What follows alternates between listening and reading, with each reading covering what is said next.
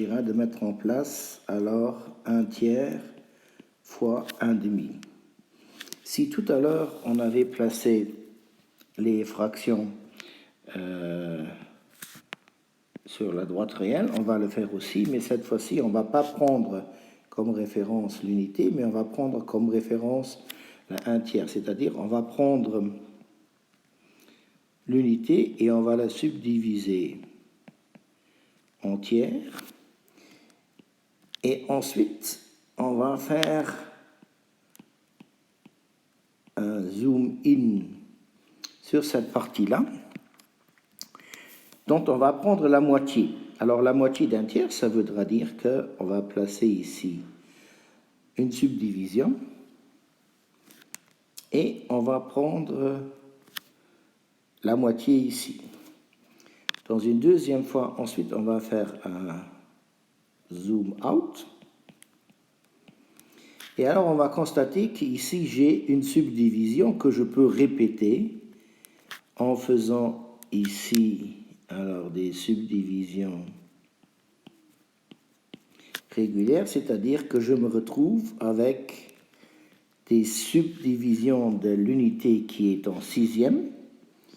Cette subdivision est obtenue en prenant la première subdivision qui était entière, que j'ai encore une fois subdivisée par 2, donc j'obtiens des sixièmes.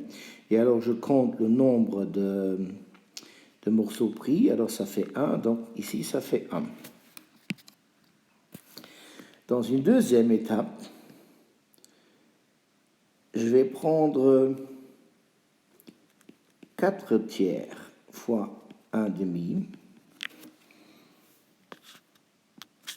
Je vais reprendre ma subdivision.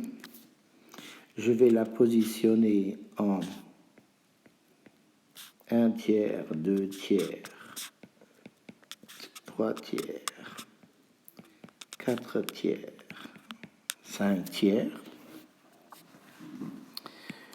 Ensuite, comme je vais prendre la moitié uniquement, donc j'ai 4, où chacun des 4, je vais le subdiviser et en prendre la moitié. Ensuite, dans une deuxième étape,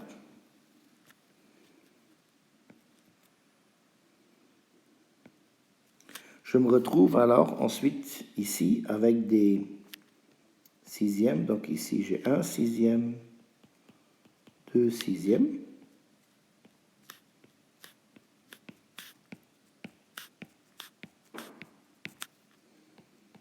Un sixième, 2 sixièmes, 3 sixièmes, 4 sixièmes. Et ensuite, je vais prendre ces éléments-là pour les placer l'un à côté de l'autre. Et donc, j'obtiens 4 sixièmes. Donc, 4/3 fois 1/2, j'obtiens donc 3 fois 2, j'obtiens des sixièmes. Et sur le numérateur, j'obtiens 4 fois 1, donc j'obtiens 4 sixièmes. Finalement, arrive la dernière étape, où je vais multiplier, alors prenons, je vais multiplier, pardon,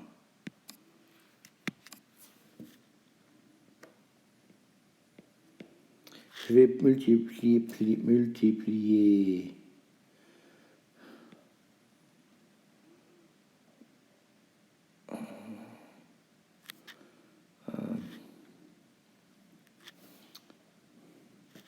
3/2 fois,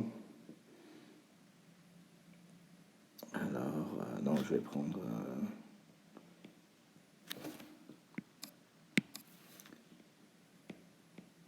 5/2 fois 2/3.